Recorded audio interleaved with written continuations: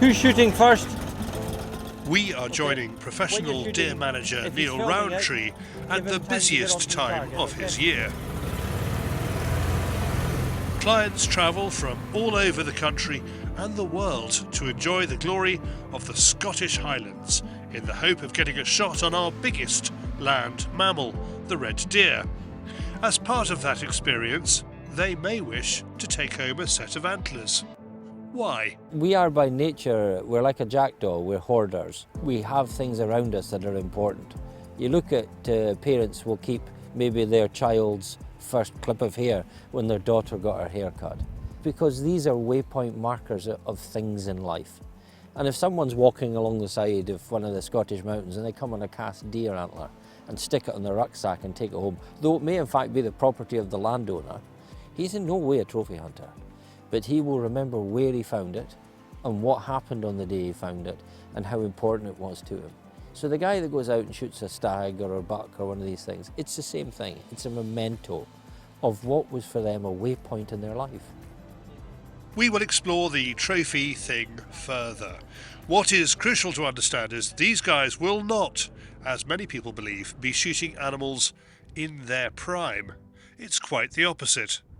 This is a selective management process where what we're trying to do is make red deer on the landscape, one, in balance with their natural environment, two, the best they possibly can be in that landscape. And we're part of the architect crew that make that possible. We control the impacts by their number and we control their health by our selective management. This week, Neil and Stevie are looking after a group of German and Austrian gun shop owners, here as guests of Hike Micro. They are hearing about the latest products as well as indulging in the full Scottish stag experience. On the hill, Neil will be using a combination of glass and digital.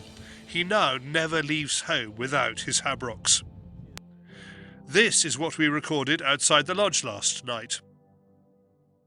For people that are passionate about their deer stalking, it's one of the most frustrating times of year. It's the kettle, the watched kettle, that just hasn't boiled yet. And the last week in September, the things that influence deer are really starting to kick in. So the days are shortening, the testosterone levels are rising, the males are ready to go. And basically the thing that's governing the onset of the rut now is the physical condition of the ladies. What makes this year stand out is that we had a long, dry spring and into the early summer.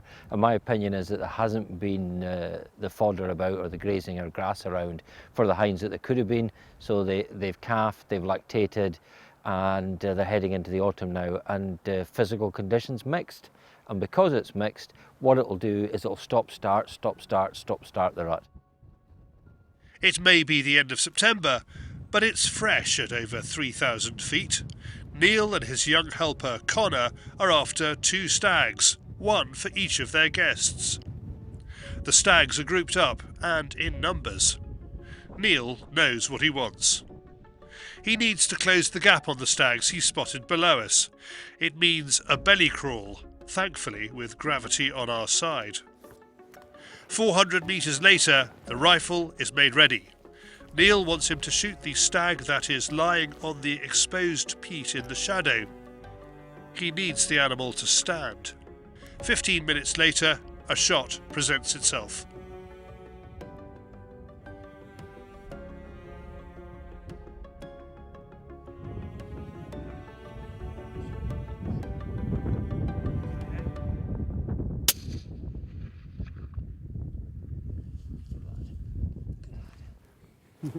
Neil doesn't let us move until the group disperses. The less they know about what has just happened, the better. Did you enjoy that? Oh. I remember as a kid thinking I would develop a belly sledge for downhill crawling.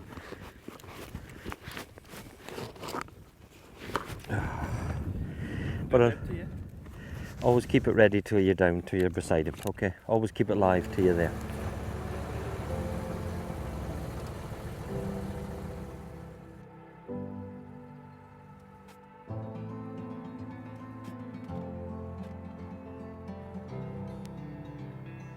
It is a lovely stag, and in a few months these antlers will be hanging on our German friend's wall, not to glorify killing something, but to remind him about the day he immersed himself in the stunning Scottish scenery, when he spent 40 minutes in great discomfort making a 400-metre descent crawling with a crazy Scots guy up front and a cameraman breathing down his neck before pulling off a 200-metre shot on a red stag.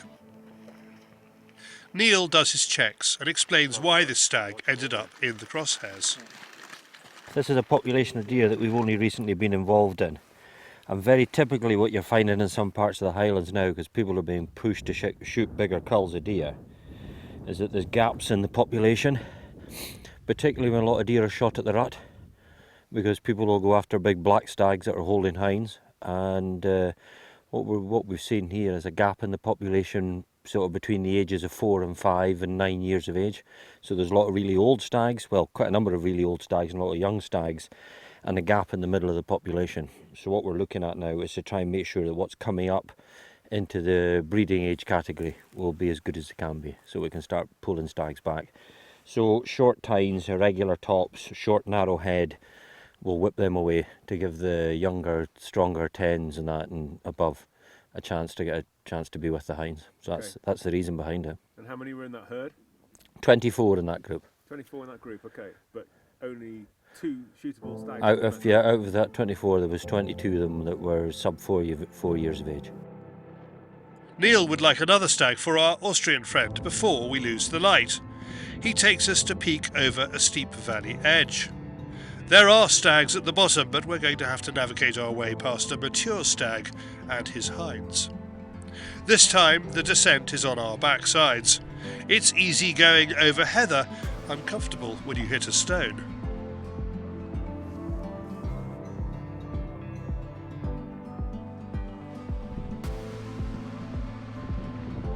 It's quite a thing to watch Niall navigating us into another shooting position, avoiding possible spoilers.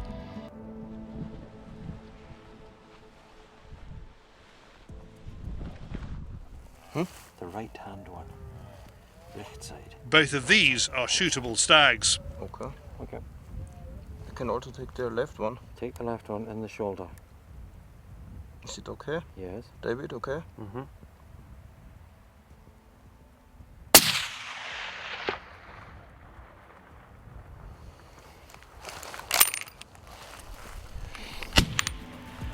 That's a hell of a rifle. Yeah.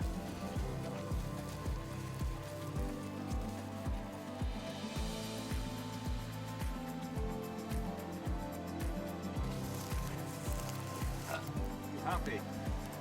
The happiest man of the world.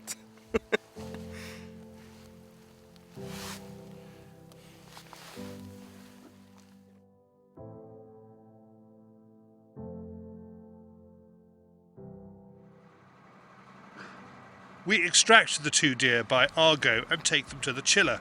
Stevie has also been successful with his guests. There is a lot of work to be done before these guys can begin to think about food and bed. This is where the value of what happened today is realised. Environmentally, these trophy hunters have improved the health of the herd, helping reduce grazing impacts to a sustainable level. Economically, they have brought money into the rural economy, paying for their accommodation, food, outings, and, yes, the antlers. And finally, the game dealer will buy the wild meat for human consumption. Maybe there is more to this trophy hunting thing than bloodlust and a small John Thomas. With just 2 of the group without a stag, Niall hopes there's a chance of either a seeker or red in the low grounds. The clear fell gives us our first opportunity.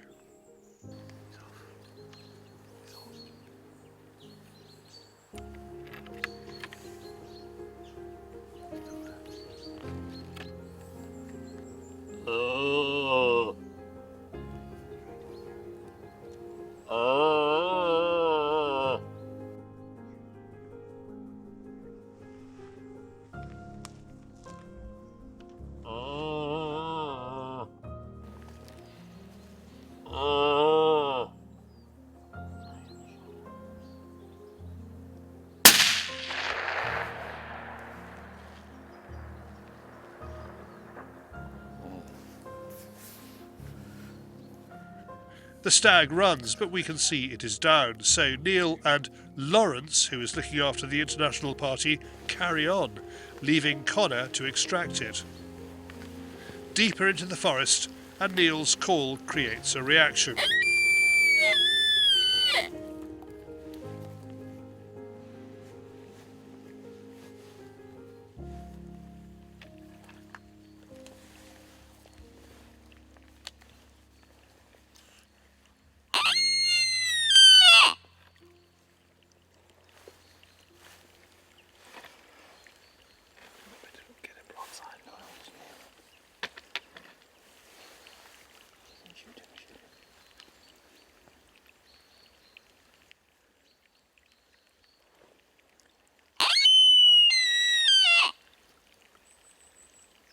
We don't get a shot, but it was nice to see. The young stag keeps an eye on us from cover, the thermal picking him up. As we stalk through, there are deer to watch and enjoy.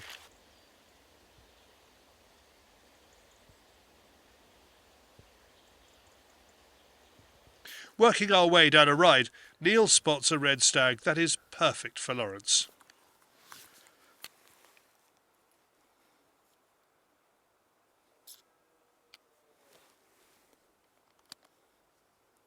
You think you can shoot? Oh! I think so. I didn't see that coming. I did. You were going to walk into them here somewhere. This whole area is full of deer. It's a lot. Oh! The habrocks pick it up just 20 metres inside the trees. You happy now? It's a chance for Neil to ask Lawrence, as a young hunter, what a trophy means to him. Interesting thing about this, we have been here with a group like you mentioned, and it was never about the trophy. Because when you see all the guys leaving for the mountain or leaving for the highlands in the morning, everyone was very excited. And when they came back in the evening, back to the lodge, everybody was like amazed. You can see maybe you can even see some small tears in their eyes because they were so fascinating. Because it wasn't about hunting the trophy, it was about hunting experience. And this trophy that you can see here, or any other trophies that we had, it always reminds you, when you hang it on the wall, it always reminds you of this whole experience here in Scotland. So it doesn't matter if it's a 6-pointer, 8-pointer, or even you have your royal stag. For the people, it's more important how to get there and how is the experience and how the guide was guiding you. We had one group yesterday, they managed to do it 22 kilometers. They pulled a deer or a stag 3 kilometers from the mountain. That's what's hunting about. The trophy is the second part, and it always reminds you of the whole experience, but it's not the main part. And I think this is always the thing when you're talking also about people who are not into hunting. You always have to explain why you hang up the trophies, but you have to see the story behind the trophy, not seeing only the trophy. As Neil said at the beginning, humans are like jackdaws. We like to collect. It could be a shell, a pine cone, or a cast antler. It's not about the thing, it's a cue to remember the whole. To me, the trophy hunting definition is it's somebody that takes home a memento of a mountain hunting experience or a forest hunting experience in this country that goes back and celebrates an incredible time in Scotland. That's my trophy hunter, not the guy that's pursuing the largest, finest animal, because we don't do that. To find out more about the Hike Micro range, head to hikemicrotech.com.